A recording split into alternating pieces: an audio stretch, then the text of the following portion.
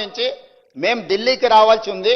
మీరు ప్రధానమంత్రికి అపాయింట్మెంట్ ఇస్తే మేము అందరం కలిసి వచ్చి మిమ్మల్ని కలిసి విజ్ఞప్తి చేస్తామని. ప్రధానమంత్రి మనకు అపాయింట్మెంట్ ఇవ్వలేదు అధ్యక్ష. ప్రధానమంత్రి అపాయింట్మెంట్ ఇవ్వకపోతే పార్లమెంటు జరిగేటప్పుడు ప్రధానమంత్రిని కేంద్ర ప్రభుత్వం మీద ఒత్తిడి తీసుకురావడానికి జంతర్ మంతర్లో మేము దీక్ష పెడితే, జంతర్ మంతర్లో ధర్నా చేస్తే దాదాపుగా 100 మంది పార్లమెంట్ సభ్యులు ఇతర రాష్ట్రాలకు సంబంధించిన వాళ్ళు వచ్చి తెలంగాణ బీసీ రిజర్వేషన్ 42కు మద్దతు పలికినరు. కానీ రాజ్యసభలో ఉన్న బీఆర్ఎస్ ఎంపీలు మాత్రం అటువైపు కూడా కనుదిప్పి చూడలే అధ్యక్ష. బలహీన వర్గాల తరఫున మాట్లాడుతున్న గంగుల కమలాకర్ కూడా ఆ వైపు రాలేదు అధ్యక్ష. అంటే వాళ్ళ పార్టీ నాయకుడు బలహీన వర్గాలకు 42% రిజర్వేషన్లు ఇవ్వడానికి సిద్ధంగా లేరు. వాళ్ళకి చిత్తశుద్ధి లేదు. ఇవాళ కూడా ఈ గందరగోళం సృష్టించి బలహీన వర్గాలకు సంబంధించిన రిజర్వేషన్ల బిల్లు ఆమోదం చెందకుండా ఒక అబద్ధాల ప్రాతిపదికన ఈరోజు మాట్లాడుతున్నారు అధ్యక్ష. అందుకే ఇలాంటి వాళ్ళకు కనువిప్పు కలగడానికి ఫిబ్రవరి 4 ప్రతి సంవత్సరం సోషల్ జస్టిస్ డేగా నడుపుకోవడానికి ఇదే సభలో మా మిత్రులు పొన్నం ప్రభాకర్ గారు తీర్మానం ప్రవేశపెడితే ఆమోదించిన అధ్యక్ష. ప్రతి సంవత్సరము బలహీన వర్గాలకు న్యాయం చేసినందుకు బలహీన వర్గాల ఆత్మగౌరవాన్ని పెంచడానికి ఫిబ్రవరి 4 తారీఖును సోషల్ జస్టిస్ డే కింద జరుపుకోవాలని నిర్ణయించిందే ఈ ప్రభుత్వం. మిత్రుడు పొన్నం ప్రభాకర్ గారు మంత్రి గారు ప్రవేశపెట్టిన తీర్మానం అధ్యక్ష. ఈ ప్రభుత్వం చిత్తశుద్ధిని, మీరు తప్పులు చేసిండ్రు, మీ తప్పులకు ప్రజలు శిక్ష విధించిండ్రు, ప్రజలు ఒక తీర్పు ఇచ్చిండ్రు, ప్రజలు ఇచ్చిన తీర్పు మేరకు ప్రజాప్రభుత్వం ఏర్పడ్డది. ఈ ప్రజాప్రభుత్వం ప్రజలకిచ్చిన మాట ప్రకారం వాటిని అమలు చేస్తుంది. అమలు చేయడానికి మీరు సహకరించండి.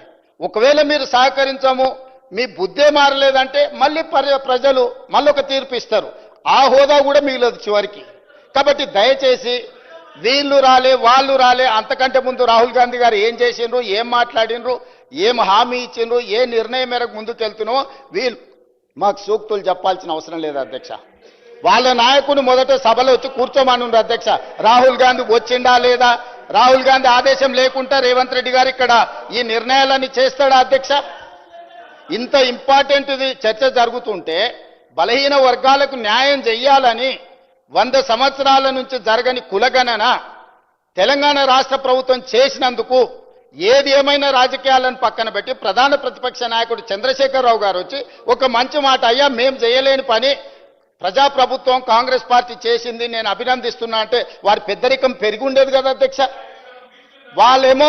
వారేమో రారు. ఇక వచ్చిన ఆయననేమో గిట్లున్నాడు, ఎట్లున్నాడో మీకే కనిపిస్తుంది ఆ పైనుంచి.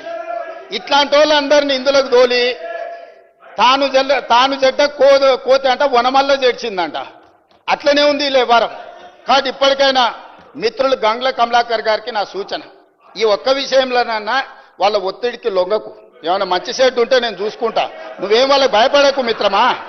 మంచి షెడ్ ఏమన్నా ఉంటే నేనున్నా, మనం పాత మిత్రులమే కదా, నీకు తెలియందేముంది. వాళ్ళ ఒత్తిడికి లొంగకు. వాళ్ళకి ఇష్టం లేదు. వాళ్ళ పోకడలు దగ్గరికెళ్ళి నువ్వు చూసినావు. పర్టికులర్గా కరీంనగర్లో నీకైనా ఎల్రమ్న గారికైనా పొన్నం ప్రభాకర్ గైనా వాళ్ళ పోకడలు ఎట్లుంటాయో నీకు తెలియదా, నేను చెప్పాలనా? కాబట్టి దయచేసి, నాకు చాలా మంచిగా తెలుసు కాబట్టే ఇక్కడికి వచ్చిన, లేకపోతే ఎట్లా వస్తాను నేను? నాకు చాలా బాగా తెలుసు కాబట్టే కరుగాల్చి వాత పెట్టి ఇక్కడ వచ్చి కూర్చున్నా. ఇక నా గురించి కాదు చర్చ.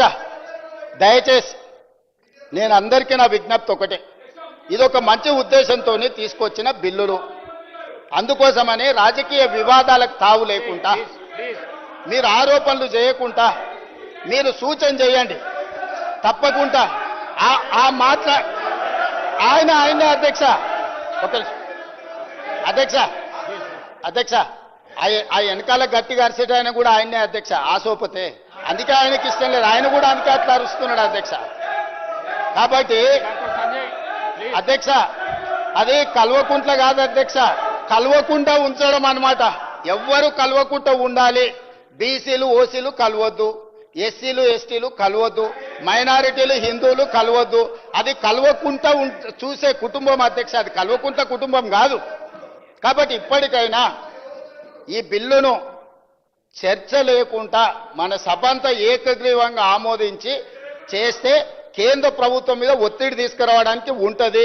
మేము ధర్నా చేసినప్పుడు రాలేదు, మాకెట్లాగూ మోడీ గారు ఈ విషయంలో అపాయింట్మెంట్ ఇవ్వలే. మిత్రులు పాయల శంకర్కి ఢిల్లీలో మంచి ఇన్ఫ్లుయెన్స్ ఉంది.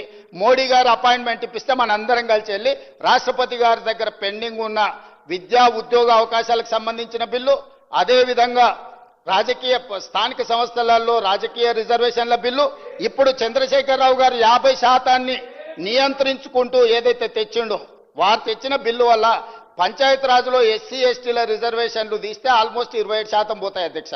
ఇక 23% బీసీలకు వచ్చినాయి. అదేవిధంగా మున్సిపాలిటీస్లో కూడా ఆ రిజర్వేషన్లు తీసేస్తే దాదాపుగా 31% బీసీలకు వస్తున్నాయి అధ్యక్ష మున్సిపాలిటీస్లలో. కాబట్టి ఈరోజు గుదిగ బండగ మారిందే 2018లో టీఆర్ఎస్ పార్టీ తీసుకొచ్చిన 50% పరిమితి చేసిన రిజర్వేషన్ల చట్టమే ఈరోజు గుదిబండగా మారింది స్థానిక సంస్థలలో. అదేవిధంగా మున్సిపాలిటీస్లో కూడా ఆ నిబంధననే మనకు అడ్డంకిగా మారింది. ఈ మూడవ మున్సిపల్ ఇప్పుడు పెట్టిన సవరించిన బిల్లులు కూడా ఆమోదిస్తే ఆ 50% అడ్డంకి తొలగిపోతే భవిష్యత్ కార్యాచరణ మొత్తం పకడ్బందీగా చేస్తాం అధ్యక్ష. నేను మళ్ళొకసారి మిత్రుడికి నేను మాట ఇస్తున్నా సభానాయకుడిగా, చిత్తశుద్ధితోని దీన్ని అమలు చేసుకుందాం. దీన్ని చిలువలు పలువలు చేసి మిమ్మల్ని మీరే అవమానించుకోకండి ఒకరిని ఒకరు. ఎందుకు అని అంటే వాళ్ళు బాగానే ఉంటారు. గంగుల కమలాకరు పొన్నం ప్రభాకర్ను అవమానించిన, పొన్నం ప్రభాకర్ను గంగుల కమలాకర్ను అవమానించిన ఇది బలహీన వర్గాలకు సంబంధించిన ఆత్మగౌరవం అధ్యక్ష. ఈ సభలో ఒకరినొకరు మీరు విమర్శించుకొని ఇతరుల ముందు పలచన కాకండి. నేను సభానాయకుడిగా వారికి సూచన చేస్తున్నా, మీరు కూర్చొని మాట్లాడుకోండి. మీకు మంచి జరిగే సమయం వచ్చింది. ఈ మంచి జరిగేటప్పుడు కలిసికట్టుగా ఉండండి. యజమానులను ఒప్పించడానికి, సంతోషపెట్టడానికి పరిశమైన పదజాలం మంత్రుల మీద ప్రయోగించడం వల్ల మీరే చులకనవుతారు. మీకు మంచిది కాదు, ఈ సభ మర్యాదకు గౌరవానికి కూడా మంచిది కాదు. కాబట్టి ఇది చర్చలు కూడా చేయాల్సిన అవసరం లేదు. వాళ్ళు చేసిన పాపాలను మేము ఇక్కడ కూర్చొని కడుగుతున్నాం. 50% నిబంధనను తొలగించడానికి పెట్టిన బిల్లులు. దయచేసి చర్చనే లేకుండా గంగుల కమలాకర్ గారు ఏకవాక్య తీర్మానం ప్రవేశపెడితే మేమందరం కూడా మద్దతు పలుకుతాం. గతంలో మా నాయకుడు చేసిన తప్పులను మీరు సరిదిద్దుతుండ్రు, ఆ సరిదిద్దే బిల్లులకు మీరు మద్దతు పలకండి అని అంటే సభ మొత్తం ఏకగ్రీవంగా వారికి మద్దతు పలుకుతాం, పాస్ అయిపోతుంది అధ్యక్ష. దయచేసి ఆ దిశగా తీసుకెళ్లమని చెప్పి మిమ్మల్ని కోరుకుంటున్నాను అధ్యక్ష.